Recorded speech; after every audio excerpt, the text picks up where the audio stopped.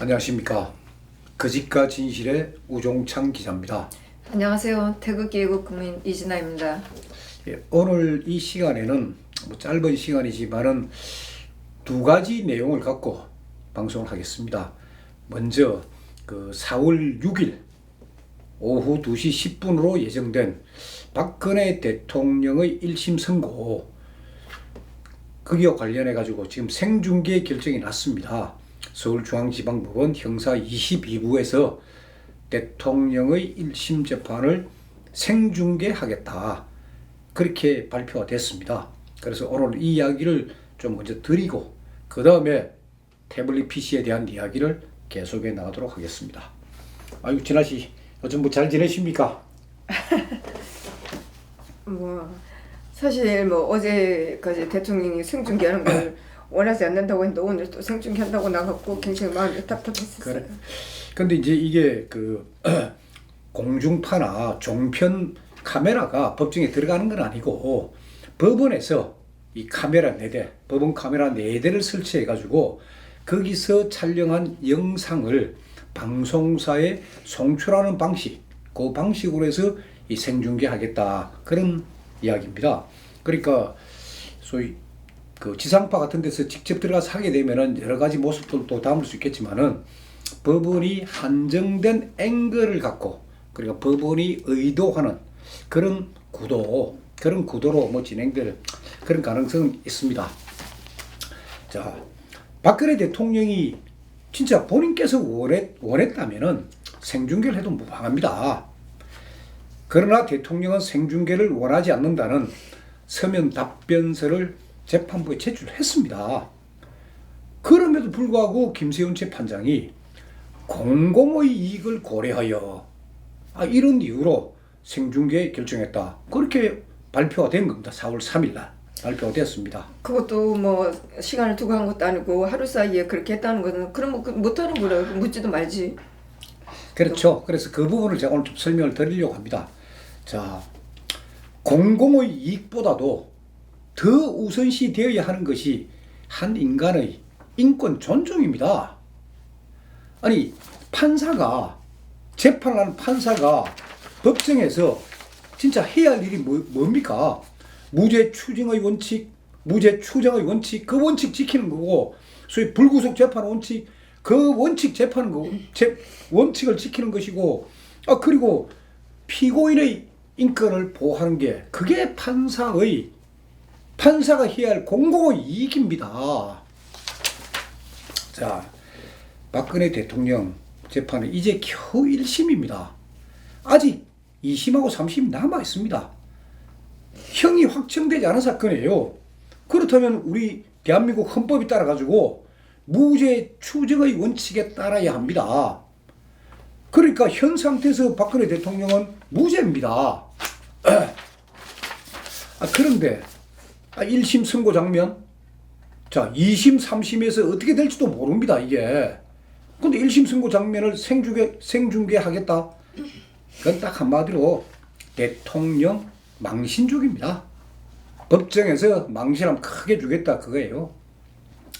만약에 김세윤 재판장이 공공의 이익을 고려했다면은 대통령과 같은 성격의 사건이 최소한 피고인 사건 아닙니까? 그러면은 최소한 피고인의 1심 선고, 그건 왜 생중계를 안 했습니까? 그때부터 생중계를 했으면 됐죠. 공공의 이익 차원에서. 김세윤 재판장의 이 생중계 결정에 대해 제가 여러 법조인들에게 의견을 여쭤봤습니다. 저는 이 방송을 하면서 한 번도 익명 처리한 적은 없습니다. 반드시 사람 이름을 밝혔는데, 이 법조인들의 경우에는 제가 실명을 밝히지 않고 그냥 법조인이라고만 말씀을 드리겠습니다. 한 법조인은 이렇게 말했습니다. 박근혜 대통령에 대한 1심 선고는 전 세계가 주목하는 뉴스다. 생중계 장면, 전 세계 언론을 통해서 방영될 세계적인 뉴스가 된다. 그런데 지금 박근혜 대통령은 법정에 나가지 않겠다는 뜻을 확실히 지금 밝혀놓은 상태고, 그러면 주인공인 박근혜 대통령의 모습은 법정에서 보이지 않는 겁니다. 그럼 누구 보입니까? 혼자서 주문을 낭독하는 판사, 그리고 판사의 말을 똑바로 앉아서 경청하는 검사, 이들의 모습만 법정에서 비칩니다. 그러면 세계인들은 어떻게 생각하겠어요? 아니 대한민국은 법치국가가 아니지 않느냐? 아니 판검사 독재국가 아니냐? 대한민국은 세계적인 우선거리가 될 겁니다. 법정에. 그래서 대한민국의 국격, 나라의 품격을 위해서라도 1심 재판부의 생중계 결정은 중지되어야 한다는 게 이 법조인의 의견입니다. 그럼에도 불구하고 재판부가 생중계 결정을 철회하지 않았을 경우에 이 대한민국을 사랑하는 우파 국민들은 어떻게 저항을 해야 합니까? 그래서 제가 이 의문에 대해서도 여러 법조인께 의견을 구해봤습니다. 대충 두 가지로 집약이 됩니다. 의견이. 첫째 하나는 이 이야기입니다. 국선 변호인들이 이 선고 재판 때 법정에 출석하지 말라는 겁니다. 국선 변호인들이 지금 사선이 아니고 국선 아닙니까? 그럼 이렇게 되면 제가 아까 설명해 드린 바와 같이 법정에 보이는 사람은 판사 검사밖에 없습니다. 피고인석 텅텅 비게 됩니다. 아니 전 세계 얼마나 웃음거리 재판이 되겠습니까? 그게 참 좋은 방법이기는 하지만은 이 국선 변호인단은 법원에 얽매인 이 신분입니다. 그래서 스스로 불참을 결정하는 것은 좀 어려울 일일 것입니다. 그래서 제가 태극기 우파 국민들에게 제가 부탁드리는 것이 국선 변호인단을 상대로 법정에 출석하지 말라는 그런 운동을 전개하는 것이 필요하다고 봅니다. 그게 하나의 첫째 방법, 하나의 방법이고 또 하나의 방법은 뭐냐? 자, 방청권은 이미 이 추첨을 통해 가지고 그 일반 시민 30명에게 이미 배분이 됐습니다. 그러니까 30명의 일반 시민들이 들어갈 수 있고 나머지는 뭐 기자들로 지금 알고 있는데, 이 법정에 들어가겠다고 소위 3대1의 경쟁을 뚫고 줄을 서서 방청권을 받으신 분은 누굽니까? 박근혜 대통령을 사랑하는 분들입니다. 그런 분들이 대통령 모습 보려고 참 줄을 서서 방청권을 받았습니다. 그래서 제가 그분들에게 말씀드립니다. 방청을 받았지만은 법정에 들어가지 마십시오. 방청석을 텅텅 비우게 만들어야 됩니다. 들어가지 마시고 생중계를 한다니까 법정 밖에서 보세요. 법정에는 제발 들어가지 마십시오. 뭐 기자들 몇이, 그리고 판사 검사, 그런 상태에서 재판하게끔 전 세계인이 이 재판을 쳐다보게끔 그렇게 해주기를 저는 태극기 우파 국민 여러분들께도 간곡히 부탁드립니다. 국선 변호인들은 제발 법정에 출석하지 말아달라는 거, 그리고 방청권을 가진 태극기 국민들도 방청석을 채우지 말아달라는 거, 그거 제가 부탁드립니다. 그러면서 저는 오늘 이 시간에 거짓과 이 진실 유튜브 방송을 통해서 김세윤 재판장께 한 가지 간곡한 호소를 드립니다. 자, 박근혜 대통령께 재판부가 뭐 촛불 세력이 요구하는 징역 25년의 중형을 선고를 하든, 또 최소한 피고인보다 훨씬 약한 형량인 징역 10년을 선고하여 대통령을 더욱더 비참하게 만들든, 그것은 재판장의 고유 권한이므로 제가 왈가왈부하지 않겠습니다. 제가 호소하는 내용 딱 하나입니다. 박근혜 대통령을 1심 선고해서 직권 보석으로 석방해서 불구속 재판을 받을 수 있도록 해달라는 겁니다. 아니 이거 어려운 일이 아니에요. 판결문, 판결 이유서 다시 쓰는 것도 아닙니다. 선고 직전에, 그러니까 4월 6일 오후 2시 10분 전까지만 재판관 3명, 재판부에 있는 판사 3분이 합의를 해가지고 마지막 주문 제일 끝부분에 한 줄만 딱 넣어버리면 됩니다. 단 직권보석을 명한다. 그 한 줄만 넣으면 됩니다. 아주 간단한 작업이고 마음먹기에 달려 있습니다. 그럼 왜 직권 보석을 요청하느냐 제가 그 이유는 간단합니다.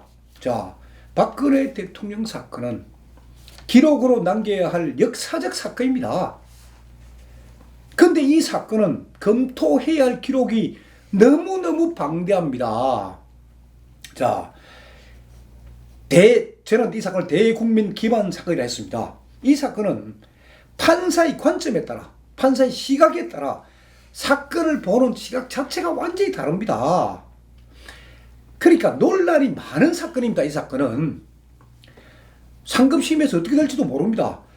제가 호소드리는 거는 자, 이 사건을 윤석열 검사나 TV조선 이진동 기자나 한겨레신문 김의겸 기자 같은 그런 음모론적 시각으로 이 사건을 살피지 말아달라. 그 이유입니다. 그러기 위해서는 뭐가 필요하냐? 충분한 심리가 필요합니다. 충분하게 심리. 아니 그렇다고 뭐 대통령이 직권 보석으로 풀려났다고 해가지고 어디 도망을 가겠습니까? 뭐 진짜 은멸할 증거가 있습니까? 그거 다 나오고 있는 판에.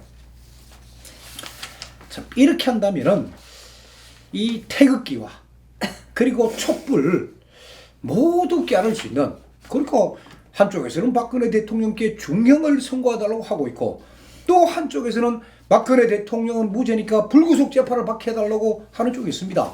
이 태극기와 촛불을 모두 깨안을 수 있는 명판결이 저는 판결 주문 맨 마지막 판에 단 직권 보석을 명한다 라는 한마디만 넣어주신다면 명판결이 되리라고 생각합니다. 이 기자님 말씀을 듣고 보니까 사실 제가 지난주에 김세윤 판사한테 글을 좀 썼거든요. 편지를요? 저는 뭐 애원이랑 그런 말은 하고 싶지는 않고요.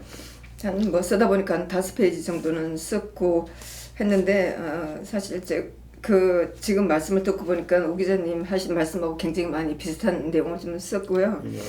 어떻게 저는 김세윤 판사님한테 그분의 양식과 양심으로 공정한 판단을 해주기를 바란다고 했고 어떻게 돼서 한국의 법률이 그분한테는 적용되지 않는지 한번 깊이 생각해달라고. 아이고 알겠습니다. 예, 너무 하지 마시고 예. 그래서 저는 말입니다. 저는 재판부가 생중계 결정을 내린 데는 소위 대통령에 대한 망신주기가 아니고 국민 대합을 위한 아주 원대한 구상이 숨어 있다고 저는 감히 지금 생각을 합니다. 만약 그렇게 하지 않는다면은 이 재판은 공공의 이익을 위한, 이 재판의 생중계는 공공의 이익을 위한 그런 재판이 아니고 판사 개인을 위한, 판사 개인이 일방적으로 자기 주장, 조금 더 직설적으로 표현하면 자기 변명할 기회를 갖는 그런 재판, 판사 개인의 이익에 불과한 재판이 된다고 저는 말씀드리겠습니다. 자, 지금부터 조금 화제를 바꿔가지고 태블릿 PC에 대한 이야기를 계속 하도록 하겠습니다. 예. 김한수 청와대 행정관이 자기가 사용하던 태블릿 PC를 JTBC에 건네주고 JTBC 측이 이것을 최서원 거신양 조작 보도를 했다는 사실은 제가 유튜브 71편에서 자세히 설명을 드렸습니다. 홍석현 회장이 손석희에게 주었다. 보도하기 전에 태블릿 PC를 주었다 하는 이야기를 제가 다 보도해 드렸습니다. 그리고 김한수 행정관이 중앙일보와 JTBC의 대주주인 홍석현 회장의 아들 홍정도 지금은 JTBC 대표이사입니다. 홍정도와 친구고 동갑이고 또 김한수가 친구인 홍정도에게 태블릿 PC를 넘겨주었다는 정황 증거들은 포렌식 그런 흔적들 그런 걸 중심으로 해서 제가 지난 시간에 말씀드렸습니다. 자, 오늘 이 시간에는 김한수가, 그러니까 정황 증거 아니고 김한수가 JTBC 측에다가 태블릿 PC 관련 정보를 넘겨줬다, 알려줬다. 그 직접적인 증거, 그 증거를 제가 공개를 하겠습니다. 그 증거는 사실 제가 공개하는 게 아니고 JTBC 측에서 뉴스 시간에 스스로 공개한 내용입니다. 무슨 말이냐? 드레스덴 연설문 조작 보도 이틀 후, 그러니까 2016년 10월 26일입니다. 그때 JTBC는 손석희 앵커가 진행하는 뉴스에서 김필준 기자의 리포트를 통해 스스로 이렇게 밝힙니다. 태블릿 PC 소유주 명의는 확인한 결과 최순실 씨가 아닌 마레이 컴퍼니라는 법인이었습니다. 개통 당시 마레이 컴퍼니 이사는 김한수 행정관이었습니다. 라고 보도를 했습니다. 아니, 그렇다면은 JTBC가 이런 사실을 어떻게 알았을까요? 그것도 2016년 10월 26일에 그 시점에는 어느 언론도 심지어 검찰까지도 이 태블릿 PC 개통 과정 전혀 모르고 있을 때입니다. 그런데 JTBC는 어떻게 이런 사실을 알았을까요? 그게 바로 김한수가 JTBC에 그런 사실을 알려주었기 때문에 이게 가능했던 겁니다. JTBC가 스스로 이 김한수하고 관련된 그런 내용을 스스로 공개를 했는데 결국 그건 뭐냐? 김한수와 JTBC는 협조자 내지 공모 관계였다 하는 사실을, 그런 그 증거들을 아니 JTBC 스스로가 밝힌 거예요. 뭔가 자기네가 빠져나갈 그런 구멍을 위해서 그렇게 헷갈리게 그런 얘기를 했을까요? 그게 그 의도가 진짜 불순합니다. 저도 기자입니다. 기자는 자기가 감옥에 가는 한이 있더라도 취재원을 공개하지 않습니다. 그게 기자 정신입니다. 그런데 JTBC가 왜 취재 원칙을 깨버리고 그 의도, 그건 뭘까? 그게 이겁니다. 김한수가 사용했던 태블릿 PC를 최소한 것으로 조작하기 위한 이게 고도의 술책입니다. 그 술책을 짐작할 수 있는 그 단서, 그 내용들이 김한수에 대한 특검과 검찰의 조사에 남아 있습니다. 자, 그 과정을 좀 설명해 드리겠습니다. JTBC는 드레스덴 연설문 사전 유출 조작 보도에서 손석희 앵커의 두리뭉실한 멘트를 통해 가지고 문제의 태블릿 PC가 최순실 것이라고 단정하지는 않습니다 하는 말을 여러분 합니다. 그러면서 단정하지는 않았지만은 그러한 가능성이 농후하다는 그런 뉘앙스, 그런 면막은 엄청나게 피웁니다. 자, 그게 10월 24일입니다. 이틀 후 10월 26일 날 JTBC는 김한수와 마레이 컴퍼니라는 회사 이름을 공개를 합니다. 그리고 김한수는 어떻게 하느냐? 이춘상 보좌관이라는 이름을 거론을 합니다. 이춘상 보좌관을 등장시킵니다. 이춘상 보좌관이 누굽니까? 박근혜 대통령의 보좌진 중에서 제일 연장자입니다. 이재만, 안봉근, 정호성보다도 직급이 높은 선임 보좌관입니다. 그 이춘상 보좌관 이름을 검찰에서 최초 공개한 사람은 바로 김한수예요. 그럼 김한수가 왜 이춘상 보좌관 이름을 공개를 했겠습니까? 박근혜 대통령과 최수원 간의 연결고리가 필요한 겁니다. 자, 태블릿 PC라는 거 있고, 이 태블릿 PC를 박근혜 대통령과 최수원을 연결시키기 위해서 그 연결고리, 그게 이춘상 보좌관인 것입니다. 게다가 이춘상 보좌관은 뭐 그 유세 당시에 그 사고가 있어서 돌아가셨잖아요. 그렇죠. 예, 그 얘기는 제가 자세히 좀 말씀드리겠습니다. 자, JTBC가 2016년 10월 26일 날 김한수와 마레이 컴퍼니라는 회사 이름을 딱 공개를 하니까 검찰은 그 다음 날 27일 날 SK텔레콤에 마레이 컴퍼니 이름으로 개설된 태블릿 PC 통신 자료를 요청합니다. 이게 그 증거 서류입니다. 그 사진에서 연필로 동그라미를 친 부분, 그게 검찰이 SK텔레콤에다가 통신 자료를 요청한 날짜입니다. 그리고 그 밑에 보면은 서울중앙지방검찰청하고 누구 이름이 있는데 그걸 제가 연필로 밑줄을 그어놨는데 그게 이제 이 자료를 요청한 서울중앙지방검찰청 수사관의 이름입니다. 자, 김한수는 JTBC가 10월 26일 저녁에 자기 이름을 공개를 탁 하니까 그 다음 날인 10월 27일, 28일, 10월 27일이 목요일입니다. 28일은 금요일이고 이틀 동안 자기 집에 안 들어갑니다. 경기도 수지에 있는 자기 집에 들어가지를 않고 서울 청담동에 위치한 레지던스에서 숙박을 합니다. 김한수가 숙박했던 곳 객실의 호수가 1406호실이라는 그 호실까지 검찰 조사에 다 기록이 되어 있습니다. 그러니까 김한수는 이틀 동안 이 호텔에 머물면서 검찰 조사에 대비한 대책을 다 준비한 걸로 그렇게 추정이 됩니다.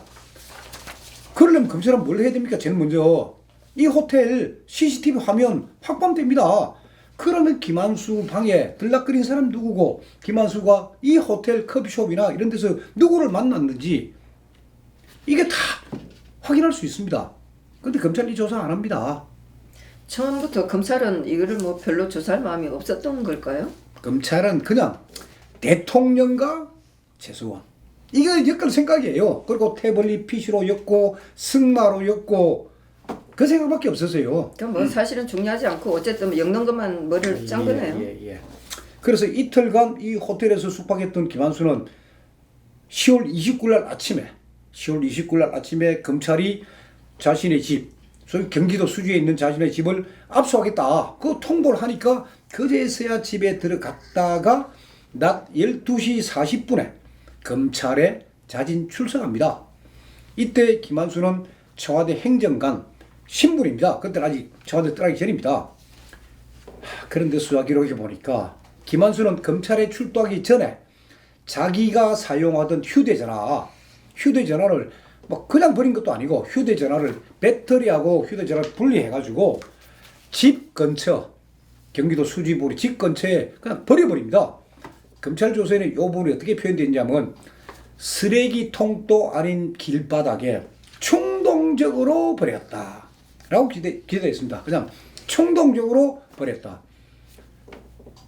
이런 행위가 뭡니까? 김한수는 결국 홍정도와의 통화 내역 그리고 JTBC 기자들과의 통화 내역 이 담겨 있는 그 핸드폰을 스스로 없애버린 겁니다. 증거물을 없애버린 겁니다. 자, 김한수가 검찰에 출두했을 때 그 조사한 사람이 누구냐? 서울중앙지검 김용재 검사입니다. 이것이 김한수 진술 조서입니다. 그리고 김용재 검사로부터 이제 봤는데 김용재 검사가 묻습니다. 진술이는 마레이 컴퍼니 명의로 태블릿 PC 한 대를 개통한 사실이 있죠? 그래 김한수 예 합니다. 다시 검사 묻습니다. 해당 태블릿 PC는 삼성 갤럭시 탭으로 확인되는데 맞나요? 자, 검사가 이런 질문을 할 수 있던 이유는 뭡니까? 10월 27일 날 SK텔레콤에 통신자료 보내라. 그래가지고 서비스 신규 계약서 그 내용을 다 알고 있었던 겁니다.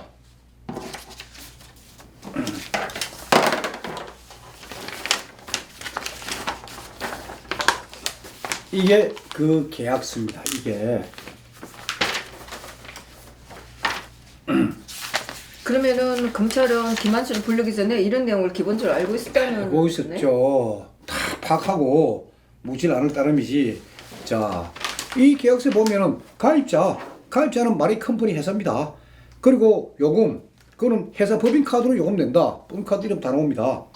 그리고 기획값이 88만 원이에요. 요 계약서 보면은 기획값 88만 원인데 할부로 매달 23,610원을 내고 이 태블릿 PC 통신 요금 이게 그 전화 기능이 있기 때문에 전화를 주고받는 건 아니고 통신할 수 있는 기능이 있기 때문에 통신 요금으로 매달 27,000원을 내는 그런 구조로 되어 있습니다. 그래서 합해서 한 달에 51,000원을 내는 그런 태블릿 PC입니다.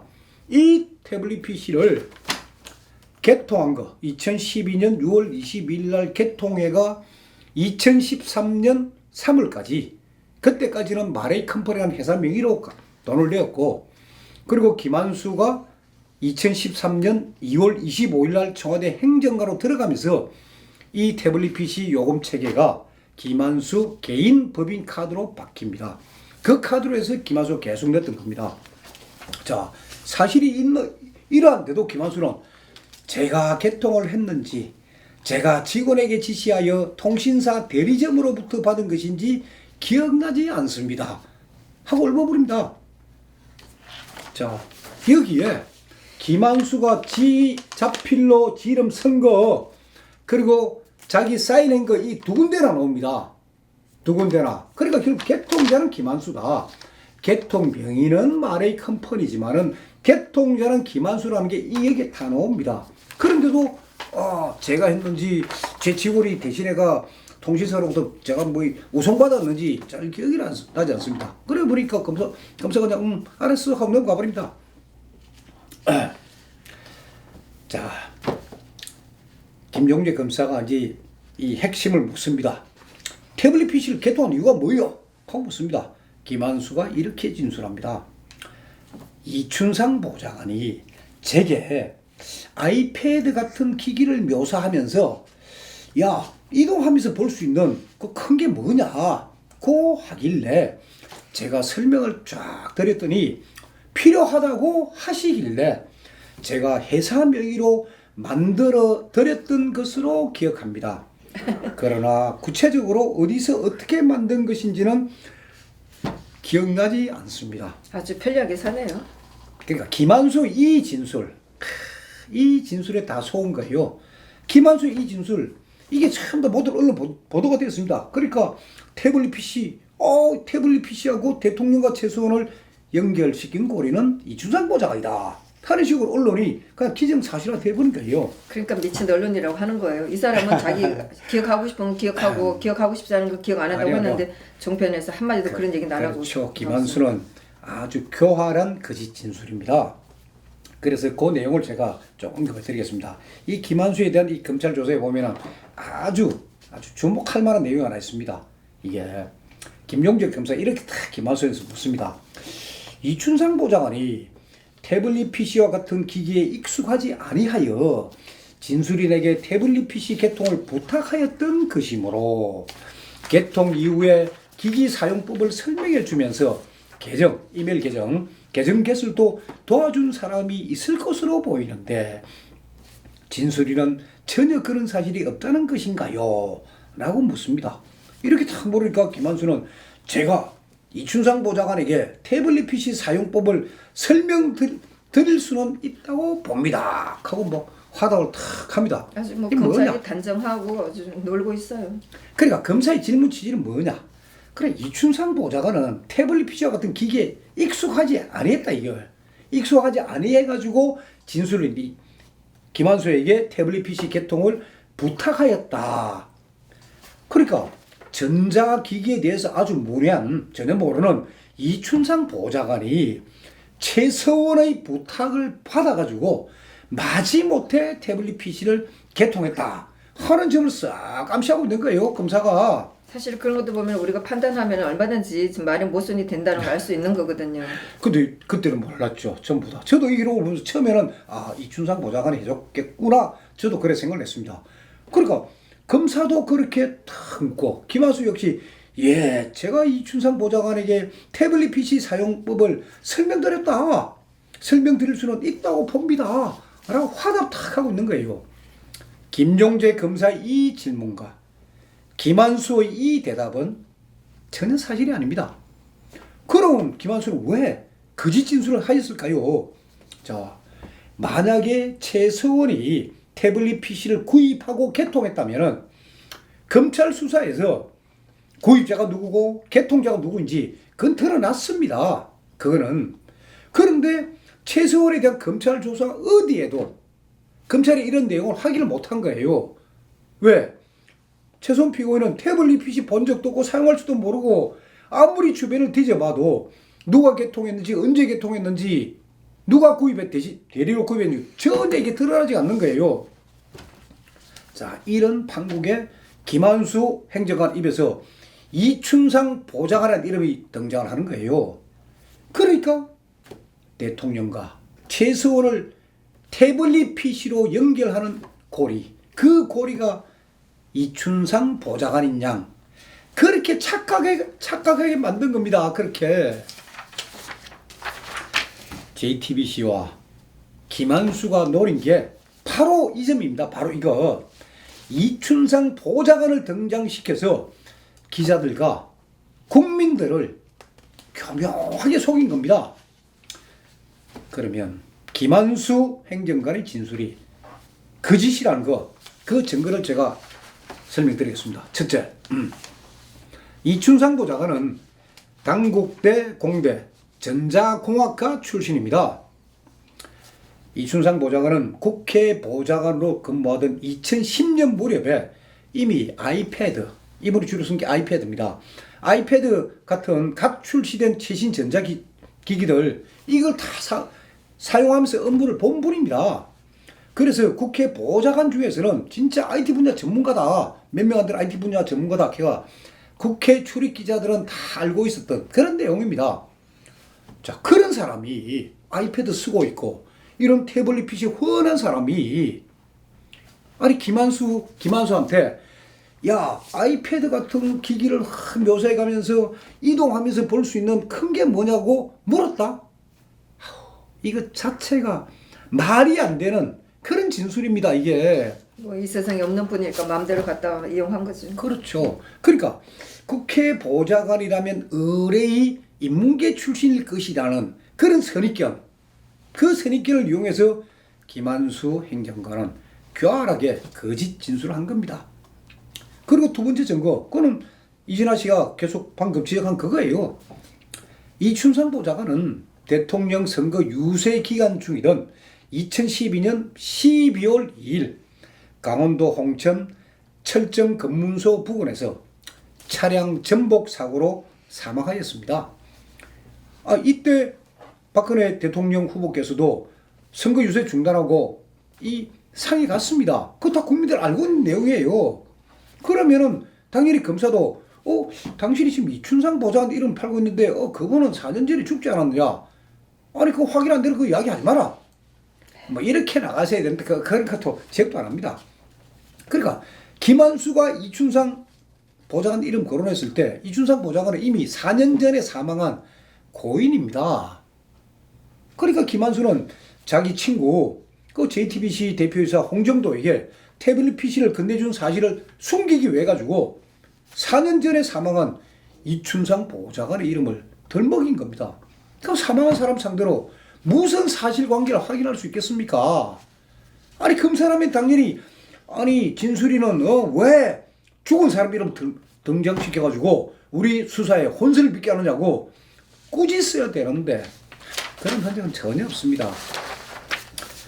그러니까 김한수 행정관이 이춘상 보좌관 이름을 등장시키면서 딱 등장을 시키면서 전 언론이 사실 확인하지 않고 이춘상 보좌관이 김한수에게 부탁해서 개통하고 받은 그 태블릿 PC를 최수원에게 주었다.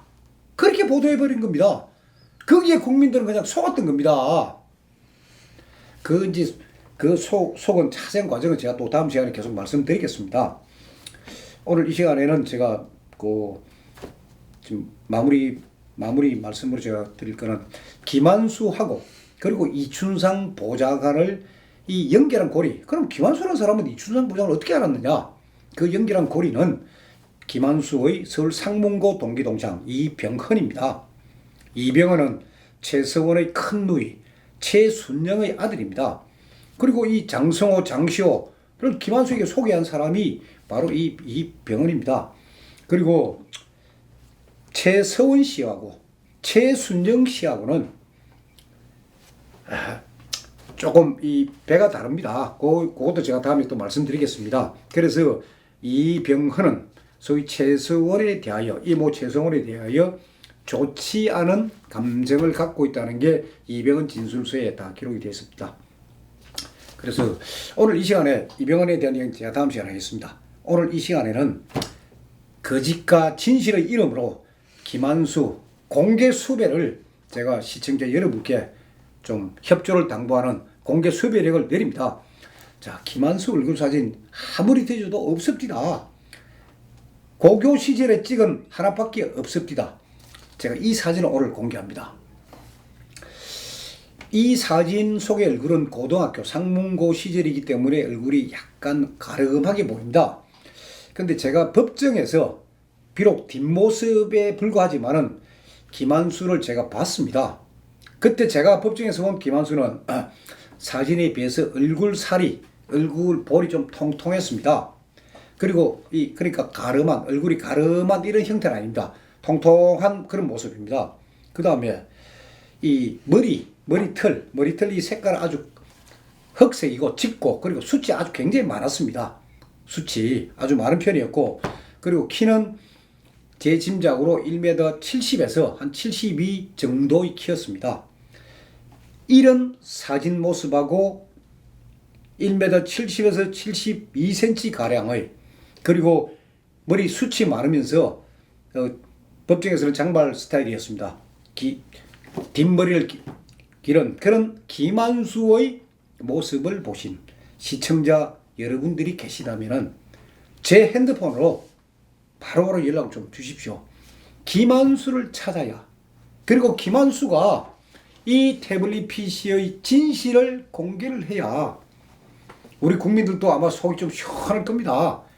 이 태블릿 PC 진실 알아야 될 거 아닙니까 우리가. 김한수 현상수배. 예, 김한수 현상수배 합니다. 시청자 여러분들께서 어떻게 받아들이실지 모르겠지만은 일단 김한수 찾는데 여러분의 도움이 필요합니다.